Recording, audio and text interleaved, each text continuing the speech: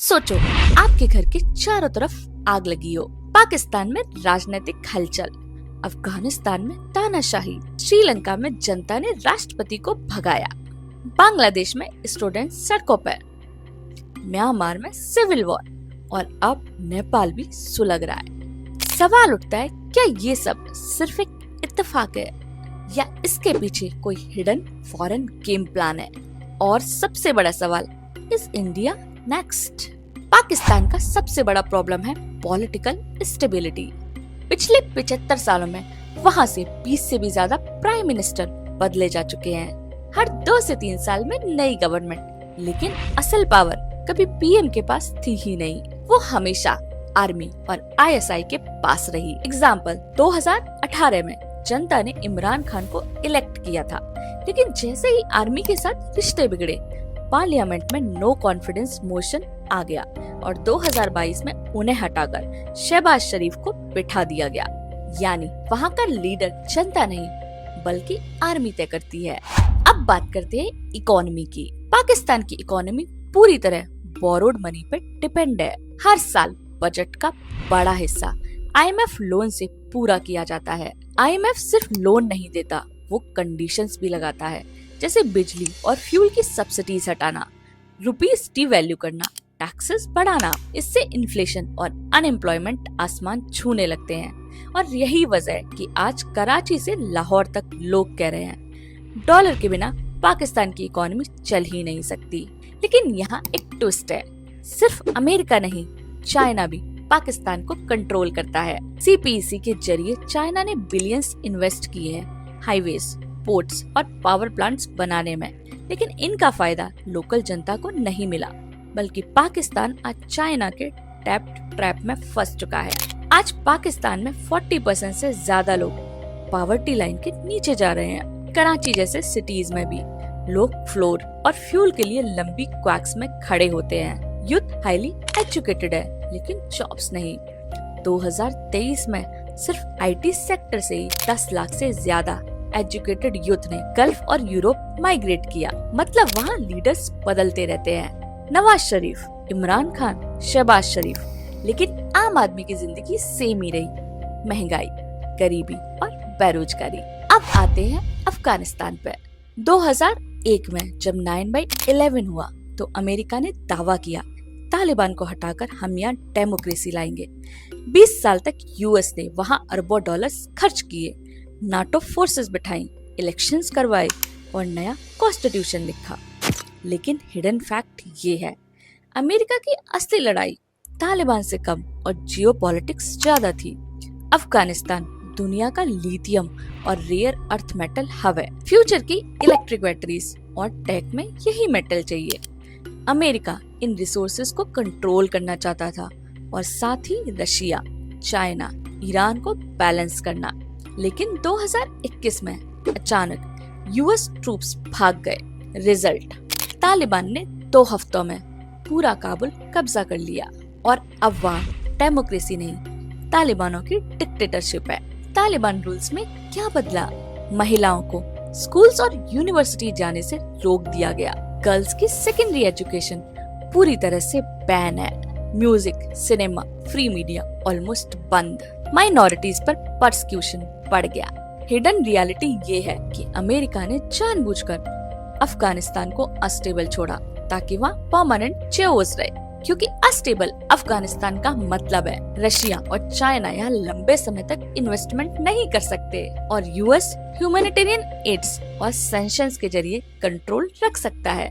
आज अफगानिस्तान में 90% पॉपुलेशन गरीबी रेखा के नीचे है। काबुल की सड़कों पर बच्चे प्लास्टिक बैग्स बेचते और भीख मांगते दिखते हैं। फूड इनसिक्योरिटी इतनी है कि यूनिसेफ रिपोर्ट के मुताबिक हर दूसरा बच्चा कुपोषण का शिकार है। प्रोफेशनल्स, डॉक्टर्स, इंजीनियर्स, लाखों लोग पहले ही ईरान, पाकिस्तान या यूरोप भाग चुके हैं। मतलब 20 साल के बाद भी वहाँ डेमोक्रेसी नहीं आई और न ही लोगों की जिंदगी सुधरी, बस रूलर्स बदलते रहे। पहले अमेरिका पैक्ड लीडर्स और अब तालिबान।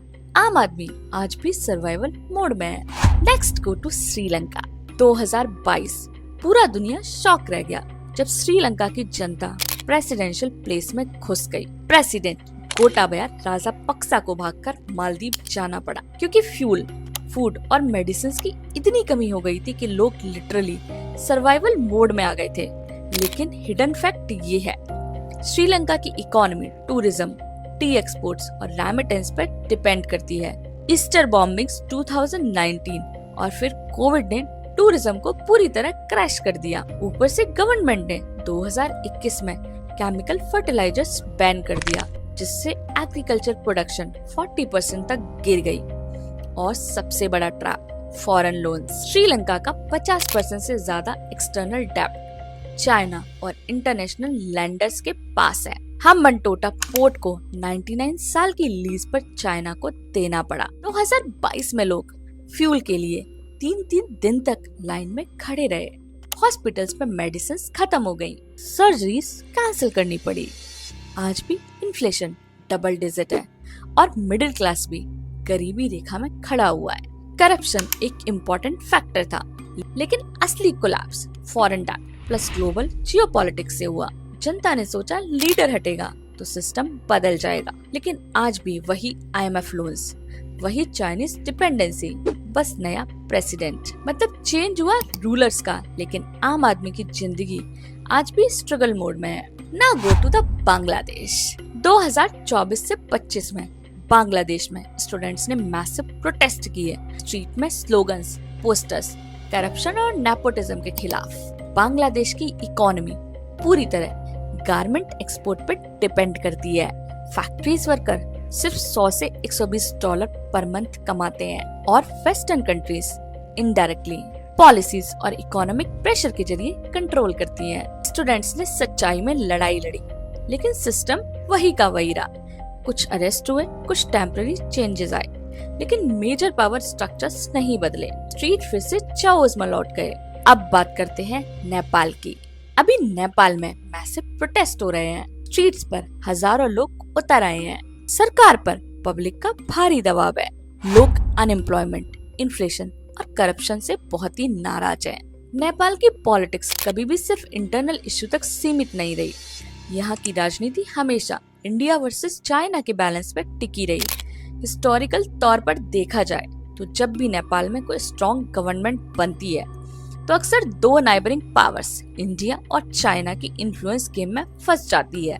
कई गवर्नमेंट्स बार बार गिर चुकी हैं क्योंकि फॉरेन पावर्स अपनी स्ट्रैटेजीज के लिए प्रेशर डालते हैं। एग्जांपल्स, कभी इंफ्रास्ट्रक्चर प्रोजेक्ट्स, कभी ट्रेड एग्रीमेंट्स, कभी मिलिट्री कोऑपरेशन। अभी सिचुएशन और भी कॉम्प्लेक्स है क्योंकि अमेरिका भी अपनी इंडो पैसिफिक स्ट्रैटेजीज के तहत प्रेशर और बढ़ाना चाहता है। वो नेपाल को स्ट्रैटेजिकली यूज करना चाहता है ताकि रीजनल बैलेंस में लिवरेज मिल सके। मतलब ये है कि करंट अनरेस्ट सिर्फ लोकल एंगर का नतीजा नहीं है। हाँ, यूथ, स्टूडेंट्स और आम जनता बेरोजगारी, जॉब स्कार्सिटी और इन्फ्लेशन से फ्रस्ट्रेटेड है। लेकिन फॉरेन इंटरफेरेंस, इंडिया, चाइना और USA की पॉलिटिकल और इकोनॉमिक स्ट्रैटेजीज भी इसमें बड़ी भूमिका निभा रही हैं। ग्राउंड रियलिटी ये है कि स्ट्रीट पे दिखने वाला चेओस सिर्फ सरफेस का हिस्सा है। पीछे एक बड़ा इंटरनेशनल चेस गेम चल रहा है जहां नेपाल से यूथ अननोइंगली पॉन की तरह इस्तेमाल हो रहे हैं। सो इंडिया के आसपास के सारे पड़ोसी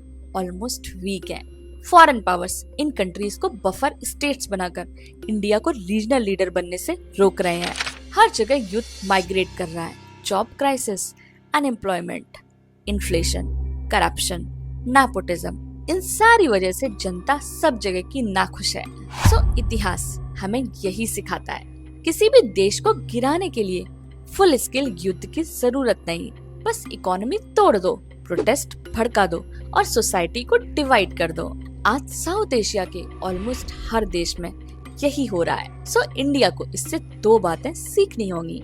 स्ट्रॉन्ग इकोनॉमी ही असली सिक्योरिटी है और यूथ को अपॉर्चुनिटीज देना सबसे बड़ा डिफेंस है। सवाल ये है, क्या इंडिया इस चक्रव्यूह को तोड़ पाएगा या हम भी वही गलती दोहराएंगे जो हमारे पड़ोसी देशों ने की? कमेंट में बताएं। वीडियो पसंद आया हो तो लाइक करना मत भूलिए। इस वीडियो को ज्यादा से ज्यादा लोगों तक शेयर करिए। चैनल को सब्सक्राइब नहीं किया है तो सब्सक्राइब कीजिए। इंडिया डिकोड विद डॉक्टर मिनाली, क्योंकि यहाँ सच मिलता है नॉइस के पार।